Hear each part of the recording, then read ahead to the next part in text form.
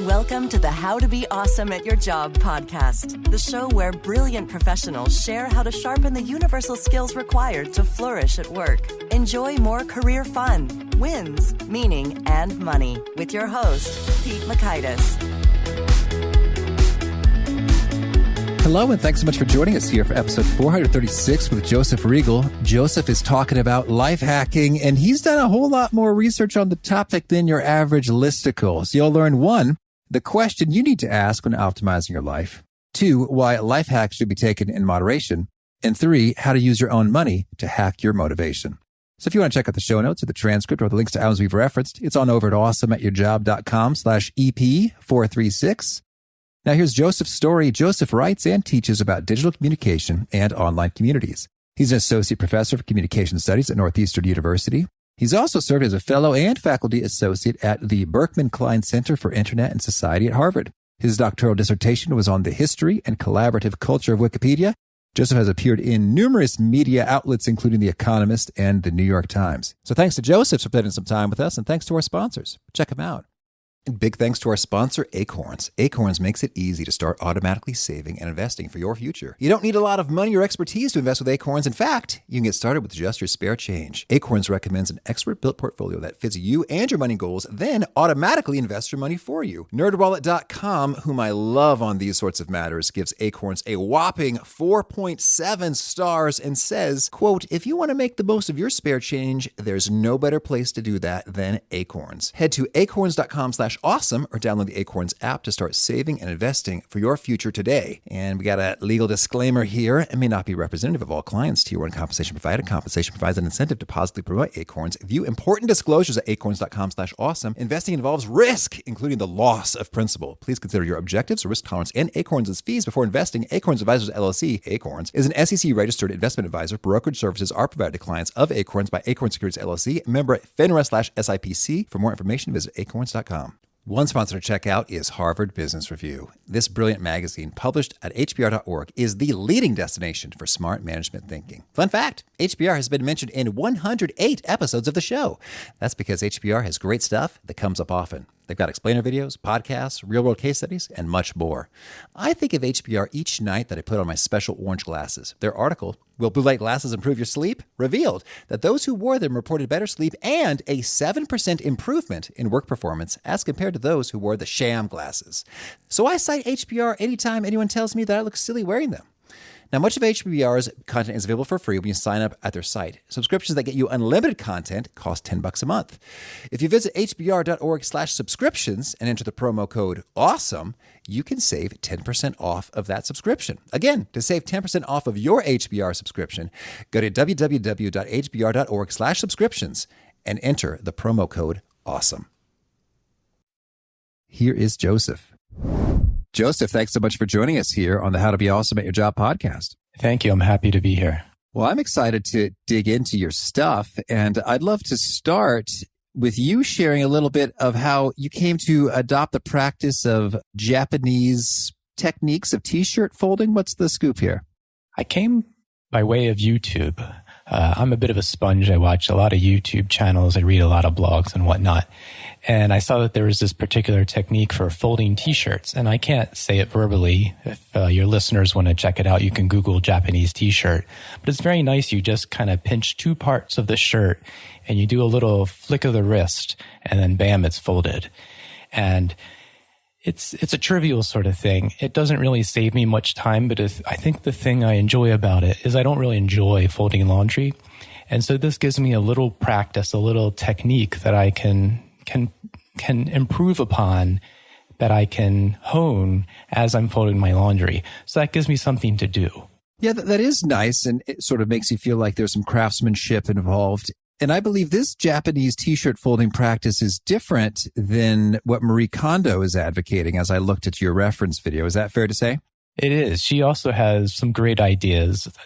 I don't know if she calls it vertical folding, but basically if you have a lot of t-shirts, or maybe we use this with the hand towels in our kitchen, instead of piling all the hand towels on top of one another, you arrange them side by side so you can see your whole gamut of things that you want to select from. And that's a very handy tip as well, and we use that in our kitchen. Well, and I like in particular the ability to not have to make one hand into a levitating shelf, to take the things that are up above it, and the other hand to grab the thing that is now on the new top. And then things get a little bit disjointed along the way. So I'm right with you. Well, it's funny. We're already talking about it. You've got a book. It's called Hacking Life. And I'm quite intrigued by your premises and your discoveries. So maybe you could start us off by sharing what was one of the most striking and surprising discoveries you made when putting this together?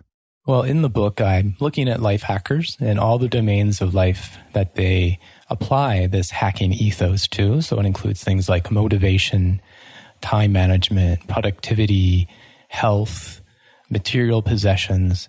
And when I got to relationships, I was looking at various types of people who use various tips and tricks for seduction, pickup artistry, for managing their marriage, the negotiation part of a relationship, as well as people just going online like OkCupid and trying to figure out how to get themselves to be able to be matched with people that they might like.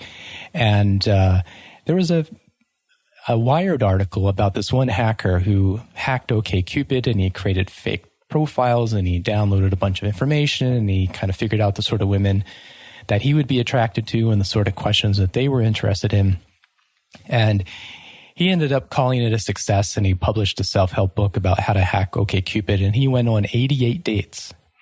And when I talk about that with students, they're like, that doesn't sound very successful. But I teach in communication studies, and most of my students are women.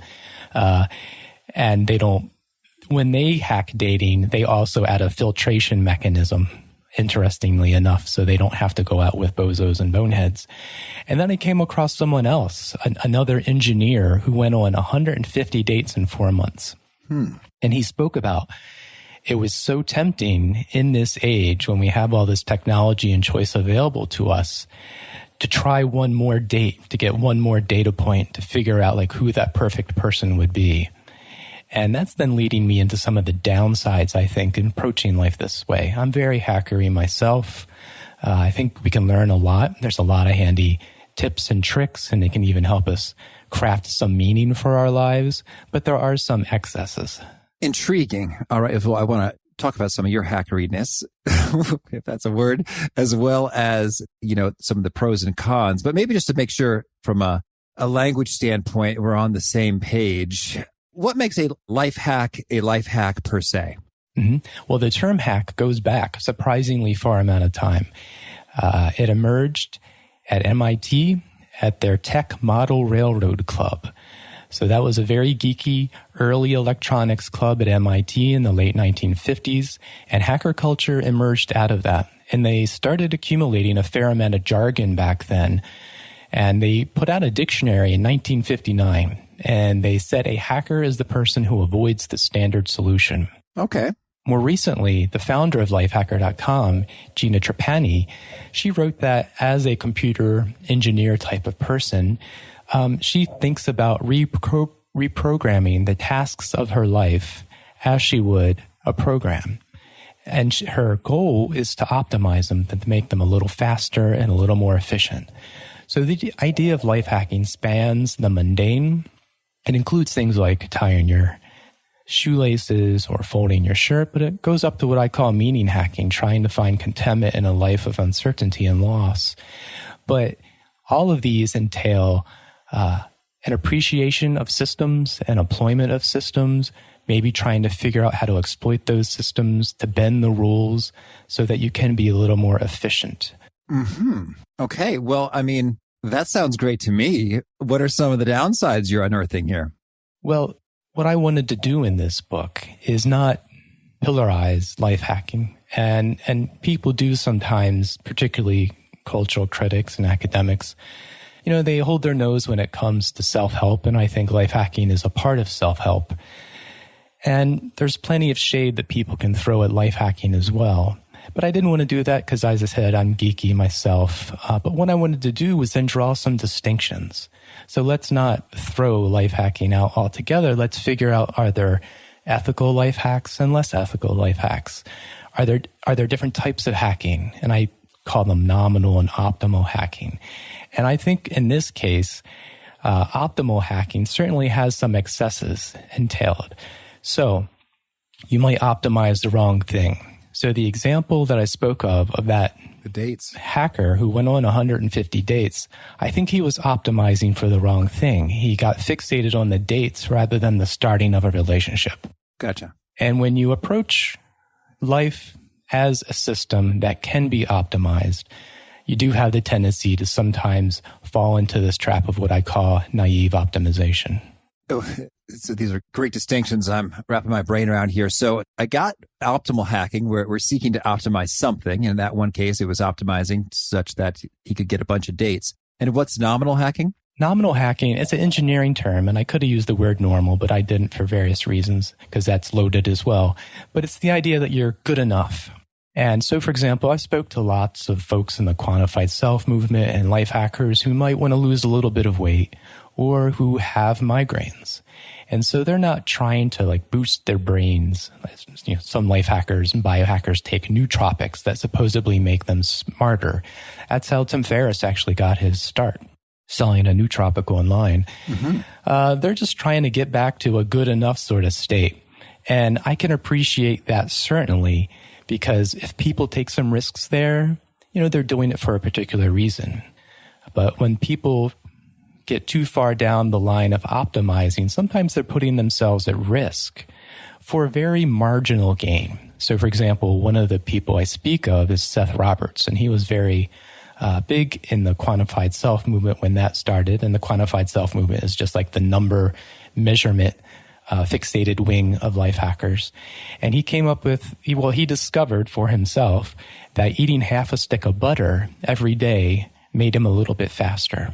Faster running, thinking. Mm-hmm. And so he had a little program on his computer, and it would give him little math puzzles, and he would respond to them as quickly as he could, and he would chart and measure his response times and accuracy, and he would track that over the days so he could see when he was a little bit faster or when he was a little bit slower. And he originally had started eating a large amount of pig fat every day to help with his sleep because he discovered that helped him by way of accident. But then eating pig fat every day was difficult because you can't really carry it around with you. But he discovered if he ate half a stick of butter, you can get butter even when you're out at a restaurant. That helped with his sleep. Butter, please. Yes. And it improved his mathematical abilities. And when he would give talks about this, he was like, this is really great. This really works for me. I prefer to manage my own health in this way. He didn't really trust the medical establishment. And he wasn't a kook. He was a professor of psychology. He worked on rat psychology. But he was very much into his own quantification and experimentation. And a cardiologist in one of his talks suggested he might give himself a heart attack. And the big irony here was that he started a column at the New York Observer where he would write about his life hacking and experiments on a monthly basis, or maybe it was weekly. And his first column was his last column. Oh. It was entitled Butter Makes Me Smarter. And a couple days before, he had a heart attack. Man. So I can't say that eating half a stick of butter gave him a heart attack. He's, just a single person. But I think it speaks to some of the risks. Like, why eat half a stick of butter so that you're a couple milliseconds faster on this trivial, arbitrary sort of little quiz you set up for yourself? Right. Yeah. So that's very clear. Optimizing for the wrong thing. So you're a little quicker, but your health is suffering. And so that's not a great trade, certainly. So given that, how's your thinking evolved in terms of establishing whether a particular practice seems like a good idea or a bad idea? I don't know if I can say beforehand something is great or something is really a bad idea, but I have some heuristics. And so again, if you're trying to push yourself to that leading edge, I think you need to ask yourself, am I focusing on one thing beyond all others? So there's a fellow by the name of Nick Winter, and he wrote this really nice little self-published book that you can buy on Amazon called Motivation Hacker. And he read all the popular literature, the pop science literature on motivation, on habit formation, on curing procrastination. And he thought, well, what happens if I could amplify all this to be absurdly productive And he used all these psychological techniques and apps and hacks that were available to him. And he was savvy about it. He did end up working 120-hour work weeks as for fun almost. But he also had to create goals for himself, like to go on so many dates with his then girlfriend, now wife, go out to be social with his friends, like 10 times a week, make sure he was still doing his push-ups and pull-ups and health regime. So that works for him. And you can go to a webpage. He dynamically in live time has a webpage where he charts his productivity and the hours he has spent coding, and he plots it against his running average over days, months, and weeks. But at least he was cognizant of the fact that he had other things that he needed to keep his eye on, and he didn't just focus on and fixate on productivity. Well, what's interesting is as you talk about that life and that quantification and striving to sort of beat it and have it at the top. It's interesting because I love spreadsheets for all sorts of things. And I have quantified a number of things in my day that most people, don't bother or would find, excessive or over the top. But as I think about and imagine that scenario, it seems to me a real risk would be just a sense that your meaning or your value or your purpose or all that matters is that which you are, quantifying, charting, publishing, which can kind of suck you in to some, I think, maybe really depressing places. Is that kind of some patterns that you're seeing in your research here? Oh, definitely. So I have the chapters on hacking time, hacking motivation, material possessions, and you can almost see a progression of people looking for contentment. So people think, if I can be super efficient, then I will be happy, I will be content. And turns out that's not necessarily the case for a lot of people. They realize I still am not happy. I, climb to the top of my hierarchy at my work. I make a lot of money. I bought a house. And now I have all this stuff, and that's making me anxious. So then you can look at the digital minimalists, another wing of life hacking. And they decided, well, why don't I do another experiment? Why don't I get rid of everything except 100 things? So there was the 100 things challenge, and some people did 99 things, and some people did 50 things.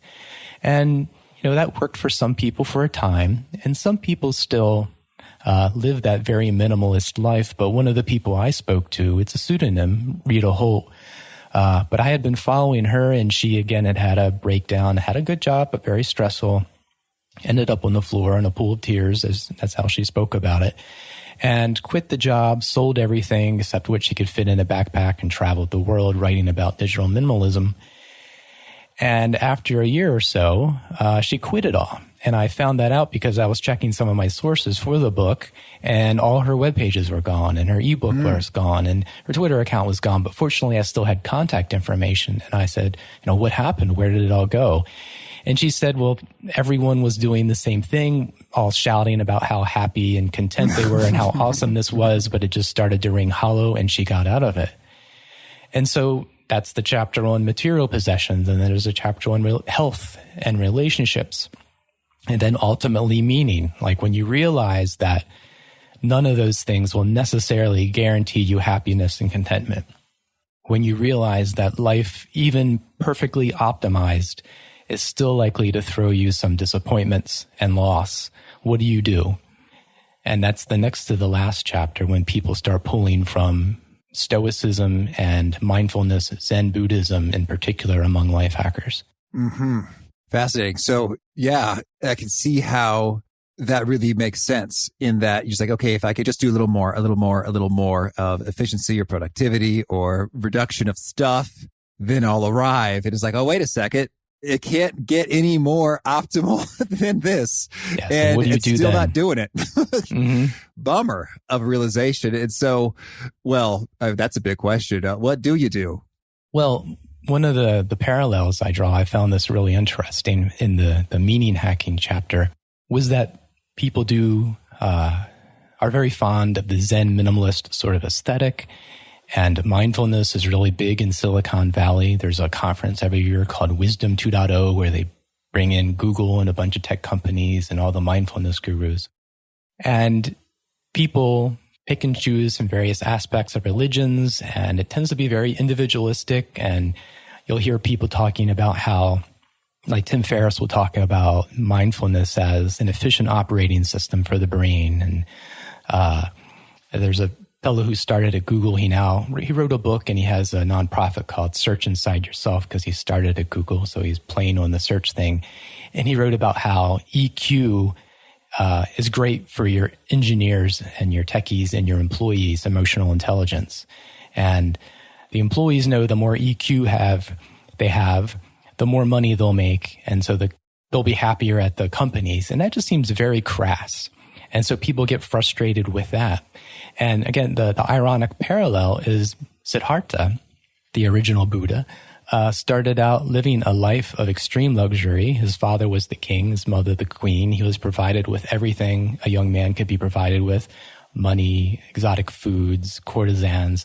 And he woke up one morning and he just said, "I am not happy. I am not content." He became a minimalist. He went out, traveled around, taught and learned from a lot of yogis. He became very extreme. He tried to optimize his asceticism, nearly starved himself to death, passed out, was revived by a young girl who fed him some rice milk, and realized, maybe what I need to do is pursue the middle way, the middle path, the path of moderation. Mm-hmm. And so, wow, that's the insight. Maybe being super extreme about optimizing everything is not the solution. Maybe moderation is good in all things. And that's the neat thing about life hacking as a type of self-help. A lot of the genuine bits of wisdom and insight that people do come to have been around for centuries, if not millennia. But what self-help does is it wraps up those bits of wisdom, those bits of insight, into a vocabulary that people in a current moment, in a current culture can understand. Mm-hmm. So what life hacking really is, it's a type of self-help for what's been called, the geek class, the engineer, the techies, the creative class, the people who aren't on someone else's clock, but they still have a lot to do. And they have to figure out, well, how in this world of increased demands and expectations on your attention, but also increased distractions, how can you possibly focus? Mm-hmm. And so life hacking as a type of self-help says, here's some lessons that have been around for a while, like the middle path, the middle way, making sure you connect with your family and friends and you don't forget about it, making sure that when you schedule your day, you give yourself time to do meaningful long-term stuff, that you give yourself time to maybe be spiritual or spend time with your friends and relations. And it couches it in contemporary terms. Yeah. Well, I appreciate, Joseph, you've also given me a prescription for, a bestseller. Just go ahead and find some ancient wisdom and package it in modern terms. And that seems to be a winning formula. That's what self-help is. It's always being done, actually. Yeah. All right. Well, that gets me all the more motivated to finish off Plutarch's Lives and the other books that are on my shelf that I haven't built in meaningful time to tackle just yet. So, well, that's really cool. So getting acquainted then, or having covered these kind of cautionary bits and getting a broader perspective on what we're really going for, I do want to touch base on a little bit of tactical stuff. What have you discovered have been, for many practitioners, some pretty excellent habits or approaches or hacks when it comes to time? One of the insights I came to in doing this work, and again, this has been around for a while. There is a theorist, a Nobel Prize-winning economist, Schelling, who came up with this idea of egonomics. And decades ago, he said that there's a lot of things that we would like to do, but that we don't do. And the Greeks even spoke of this as akrasia. We do things that we shouldn't do, and we don't do the things we should do. Mm-hmm. So one of the things that I take advantage of is called the Pomodoro technique. And Pomodoro is the Italian word for tomato. And the guy who came up with it just happened to have a kitchen timer in the shape of a tomato. And the idea is that when you have a long-term task that you want to work on, like I want to write a chapter for a book, getting started writing a chapter of a book is daunting. It's very hard to motivate yourself. So what you can do is you can say, I'm just going to set this timer for 40 minutes and I'm going to sit down and I'm just going to look at that page in front of me. I'm not going to allow myself to get distracted, but after the 40 minutes, I can take a short break. And that allows you to get over that hump of, oh my gosh, I could never start this big project that I've been worrying about and thinking about. And so that's one of the techniques I love. On the cover of my book, under the title, there is a little Pomodoro tomato timer. I don't know how many people will get that, but that's what it is. And I also glitched it up a little bit to show there might be a dark side or some excesses. Okay, so the Pomodoro, you are a fan there. And so that is, I believe, 25 minutes is the amount of time there? I think that's how it was started. I tend to do 45 to 50 minutes for writing. Okay, very good. And so that's you found to be good and workable and helpful in your world. I do. And again, the interesting thing is it's not so much a time management, it's really a self-management tool. Because time really is what time is. You can't do a lot with it. The real challenge is motivating ourselves. And an economist from a couple of decades ago who won a Nobel Prize actually called this egonomics. He proposed a new field of study for ways that we might understand the economics of our own self-regulation, the sort of economy of our desires and wants. Yeah, that is fascinating. Can you share perhaps an insight or takeaway or two from that study? Well, he didn't do a study. He wrote an essay where he was proposing this sort of study. And some of the examples he used back then was, he says, well, people do things to keep themselves from smoking cigarettes or biting their nails. Like people would paint some disgusting nail polish on their nails so they would taste it. Or if you have poison ivy, you put gloves on your fingers. And so he said, just as in real economics, you see these exchanges and tensions, we grapple with these within ourselves. And interestingly, if we go back even further, the Greeks spoke about this. They had a term called akrasia. And that was the frustration related to doing things that you shouldn't do and not doing things that you should do. And the classic example for that is Ulysses. He wanted to hear the sirens when he and his sailors were sailing by, but he knew that if everyone heard the sirens, they would be pulled to their death on the rocks. So what did he do? He had himself tied to the mast and could listen to the sirens, had the men put wax in all their ears so they couldn't hear the sirens, and he could enjoy it, but he knew he wouldn't go crazy. And in economics, they call those Ulysses pacts, or Ulysses is another name for Odysseus. And what you do is you commit yourself to something that it's not easy to back away from. So earlier I mentioned Nick Winter in his book, The Motivation Hacker, and he's really fond of this app called Beeminder. Now, this would never work for me, but the app, what it does is it asks you to commit a certain amount of money to a task. And if you don't do that task, you forfeit the money. So you might say, I want to work 50 minutes to get started on my chapter today. You set your Pomodoro timer, but what's going to keep you from getting distracted? Well, there are some tools like Freedom that can keep you from going to Facebook or Twitter or Instagram. But you could also set a little goal on Beeminder that says you're going to lose $10 if you fail to satisfy your Ulysses pack, your commitment. Yeah. And so I guess then you just have to be honest.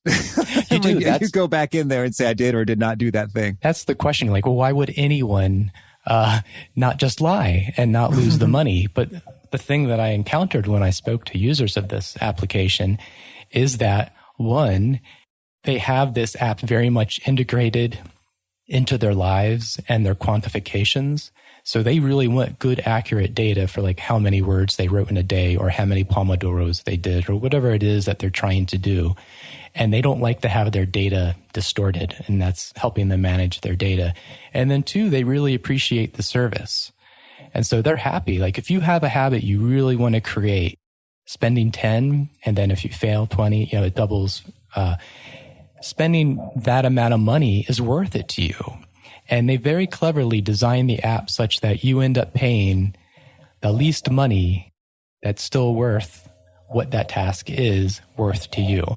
Wow. How do you arrive at such a figure? They've done some research. It's the company is a joint effort of two folks, Bethany Soul, who has a graduate degree in computer science, and Danny Reeves, who has a PhD in economics and incentive systems.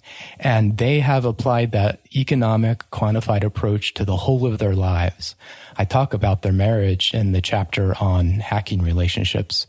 And they bid for things in their relationship, like who's going to take out the trash tonight. The one person might say, well, I would give you $2. And the other person will say, well, I would give you $3. And so the person will be like, okay, I'll take the $3. And for them, from an economic point of view, it's very efficient because the person who least wanted to do it didn't have to do it. And the person who got the most value of it did it. Mm-hmm. So they have a very unusual but interesting approach to life. Right. And I guess, again, you need to be honest, like, oh boy, I'd give you $500. He's like, yeah, you trumping them each time with a huge sum. But I guess, that's part of the marriage game is, being honest and forthright and not trying to game the system there. Yeah. And they do exchange the money. They do have a hack on top of that. So they don't exchange every single interaction they have. They only record and exchange money every 10 of these interactions, but then they multiply that interaction by 10. So if it was $3 to take out the trash, it'd be worth $30. And it's very unusual, and they received, some criticism out there on the web. But unlike some of the other excesses and unsavory hacking, at least they're trying to be fair. At least it's very explicit. They call it, they are respecting one another's utility curves. They're not being exploitative. And I think you can find that in some other instances of life hacking. Mm-hmm. Well, respecting each other's utility curves sure sounds romantic. Mm-hmm. Yes, that's what some of the folks said. Like, this doesn't sound like a real relationship. And it's definitely unusual, but it works for them. And when I tried to apply those distinctions of is this ethical or not, it seems above board. Oh, certainly. And I was sort of being a little cheeky with the actual words. Phonetically, you don't sound romantic, but the concept, I think, really is in terms of being thoughtful about each other's needs and also somehow balancing your own stuff. And it reminds me back in the day when I had 3 roommates, and then we had 4 rooms in the apartment that were all a little bit different in terms of their pros and cons with their space, and did they have their own bathroom, etc. And it's like, well, okay, how are we going to divide up this rent? And that was the game we played. It's like, okay, you'd like the big room. Gotcha. And just how much would you be willing to pay in rent for that big room? And so, but iteratively going through this, it worked out just right. It turns out I was a bit more frugal, and I had the small room with the small rent and the lawyer and the doctor, they were living larger, and it was good and fine that way. Yes, it can be efficient. Of course, there are some downsides, and they've had to think about that in the context of their relationship. So, she's the only one that could actually be pregnant and have the kids. So right. What is the value? And so, for example, one of them was in school while the other person was working. And so they had to figure out, what is the value of these things? Their first daughter's name was Fair, and they actually bid between themselves on naming the kid, and Fair won, and it went for a couple $1,000s between them. And again, it's very unusual, but at least for them, those things weren't taken for granted. I think that's preferable to a relationship where you just assume, oh, you're going to get pregnant and you're going to stay home with the kids, and I'll be earning the money and have plenty of spending money. Mm-hmm. Well said. Well said. Well, tell me, any final thoughts about life hacking, great practices, how professionals might use some of this wisdom to accelerate their own ends? I would recommend people experiment with various things, but they need to ask themselves 2 questions, or more than 2 questions, but let's focus with 2 questions. When you go out and you buy a bit of self-help, whether about its productivity or minimizing and getting rid of clutter, you have to think about, well, compared to what? Is this technique going to be cost effective? Is it likely to be efficacious? And are there any side effects or harms? And I think if you're attracted to something and you can ask yourself those questions and all of that seems to bear out, I think it's worthwhile trying while you're also keeping yourself in check with respect to some of the excesses that fall from optimization. Mm-hmm. Well summarized. Thank you. Well, now could you share with us a favorite quote, something you find inspiring? Sure. So one of my favorite books on time management, and again, that's a bit of a misnomer because it's really about managing ourselves, was Stephen Covey's 7 Habits of Highly Effective People. And that was real popular back in the 80s and even the 90s, but now other books like Ferriss's 4-Hour Workweek, I think more people are probably familiar with. But he had this great quote, "The key is not to prioritize what's on your schedule, but to schedule your priorities." And that's because I think someone was telling me like Elon Musk has a calendar where he schedules every 5 minutes of his day. And I think that would drive most people nuts. That would not be effective for most people. And what Covey is suggesting instead is if you do want to prioritize having time to think about the long term, the things that are of high value to you, things in your personal life that you want to make sure that there's room for, schedule your priorities. Don't fixate on your calendar and making sure that every 5-minute chunk of your calendar is full. Thank you. And how about a favorite study or bit of research? This might not be appropriate because I know you're looking for probably a study that tells you how to be more effective. But there's a study I really like in terms of critical thinking, and it's a follow-up to the marshmallow study. Pete, have you ever heard of the marshmallow study? Oh, right. Walter Mischel. It's a fave. Did he do this one or was someone else building off that work? The follow-up was in 2012. Let's hear it. So the original one has been made use of a lot by people who are into like grit and motivation and sticking to it. And this study from decades ago was done by placing a marshmallow in front of a child. And they'd say to the kid, you could have this marshmallow now, or if you wait and I go look for more marshmallows and I come back in 10 minutes and you haven't eaten the marshmallow, you can have 2 marshmallows. And so in the study, they looked at the kids who ate the marshmallows immediately, and they looked at the kids who could persevere and hold off and be patient and wait for that second marshmallow. And then the interesting thing is they tracked some of the indicators of those people's lives as they moved through their lives. And so how did they do in school? Like what were their SAT scores? Did they get a good job? Did they end up buying a house? All those sort of things. Did they end up in a good relationship? And they found a very strong correlation between the people who were able to persevere and be patient and those outcomes from later on in life, the good outcomes. And for many decades, people then thought, well, if you want to raise the kids or if you want to do well in your life, you really need to learn how to persevere. And the slight downside was that sometimes it led to the implication that if you ended up in life in a place where you didn't really want to be, or if people fared poorly in life, it was their own fault because they didn't have enough grit. Mm-hmm. And we just need to teach kids to have more grit. Well, the study from 2012 added a step before the marshmallow. And the proctors of the study would do something with crayons. Before the marshmallow step, they'd bring out some dumpy crayons, half-used crayons, not a lot of shades of color.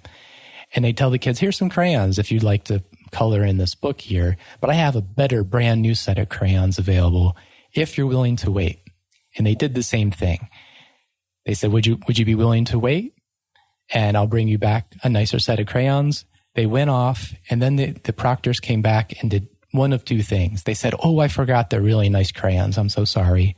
Or they gave them the good crayons. And so the proctors were unreliable or reliable. Then they did the marshmallow study. And it turns out that when the kids had been exposed to an unreliable proctor, they did not get the nice new crayons. They ate that marshmallow right away. Yeah, that liar's not going to come back with 2 marshmallows. Yes, exactly right.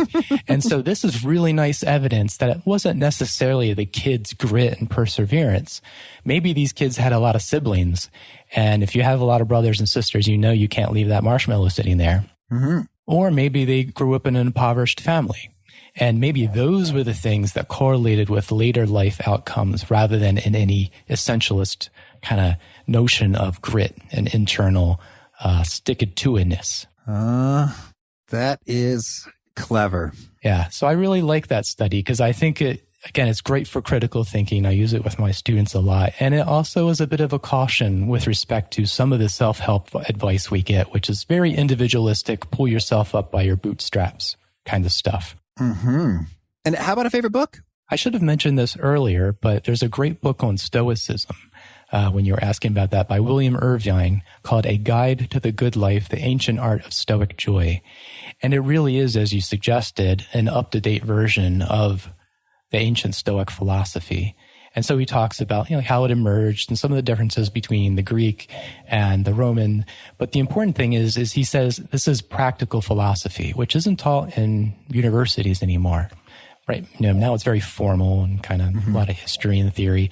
But philosophy was supposed to be practical. It was supposed to give you some suggestions to provide guidance on how to live a good life. And I find Irving's book, A Guide to the Good Life, is full of really wonderful insights that are very applicable to the current day, to our immediate lives. Oh, thank you. And how about a favorite tool so that it helps you be awesome at your job? Well, one of the things that's just built into my personality, though I think it can also be developed, is I document everything. I've been blogging forever, microblogging forever. I have a mind map called Freeplane that I really like to use. So all my reading notes go into Freeplane. I'm really fond of this application called ZimWiki. It's a personal wiki. So you can just easily create pages and tasks and due dates. Maybe if people are familiar with Evernote, it's kind of like that. But I like ZimWiki a lot more. And so whenever, I don't have a very good memory, so whenever I need to remind myself or something or think about, last time I had to submit my expenses because we use this awful software at my work. What were the steps that I went through to make it work? And I have it all documented there. So I really love those sort of tools. Cool. And a favorite habit? I ask myself, would I be a happier person in the future if I did the thing that I'm waffling about doing? So maybe it's, brushing my teeth or going to meditation or whatever it might be. I try to think about my future self and whether he would be content and proud of the present self. That is excellent. Thank you. And is there a particular nugget you share that really seems to connect and resonate with readers or listeners? This idea that self-optimizing can be suboptimal. I wrote a piece for The Guardian, and that number of, like, a colleague just emailed me earlier today saying, she really loved that piece and she wants to use it in her course. Lovely. And if folks want to learn more or get in touch, where would you point them? You can go to my website, reagle.org, and I'm also JM Reagle on Twitter. Mm-hmm. And do you have a final challenge or call to action for folks seeking to be awesome at their jobs? That's a little bit difficult because then I would be setting myself up as a sort of self-help guru, which I'm being a little bit critical of. But I think people should be mindful of not only what they are doing, but why they are doing it. Mm-hmm. Well, Joseph, thank you so much. This has been a whole lot of fun. I wish you all the best with your life hacking and optimally optimizing and falling into suboptimality. It's been a lot of fun. Thank you, Pete. I was struck by Joseph's story about the person who was eating the butter and saw a gain in one area in terms of math problems, but a real loss in terms of his health and his very life. And I think that's dramatic and instructive, and he and his family are my thoughts and prayers. And one lesson that I've really taken away from that is just to watch out. Indeed, what are you optimizing for? And are you overlooking something? And be careful with that. Sometimes I find that I love optimizing stuff. My consulting nature gets hold of me. And sometimes it's sort of like, just like whatever's in front of me, I will just sort of start thinking, what's the best possible way I could do this? And I'll go into all this thought. And it's like, wait a minute. Is this even worth optimizing? Is this a problem worth solving? Or should I just maybe see if I can have someone else handle it, or just let it be? And it's fine to leave it suboptimal because I'm optimizing a bigger picture. So great reminders from Joseph. Again, the show notes, the transcripts, the links to items we've referenced are over at awesomeatyourjob.com/F436. If you haven't already, I hope you'll push subscribe. You'll catch our next guest. It's Michael Unger, and Michael is an expert in the world of resilience. He will share how to build that up and build your environment to be all the more able to handle challenges that show up in work and elsewhere. Peace. Thanks for listening. To get the most out of the show, we recommend 2 key things. First, check out the extra resources at awesomeatyourjob.com. You can find this episode's transcript and links, as well as the perfect episode for your situation. You can search the full text transcripts of hundreds of episodes or explore episodes tagged by topic and competency covered. Second, subscribe to the podcast and get future episodes automatically. You can subscribe by telling Siri and several other smartphones and speakers, subscribe to the How to Be Awesome at Your Job podcast, or by tapping subscribe in your podcast player of choice. If you'd like some extra help figuring out podcasts and how subscriptions work, visit awesomeatyourjob.com/subscribe for guidance. Hope to catch you on the next episode of How to Be Awesome at Your Job. Look around. You can find cars like these on AutoTrader. New cars, used cars, electric cars, maybe even flying cars. Okay, no flying cars, but as soon as they get invented, they'll be on AutoTrader. Just you wait. AutoTrader.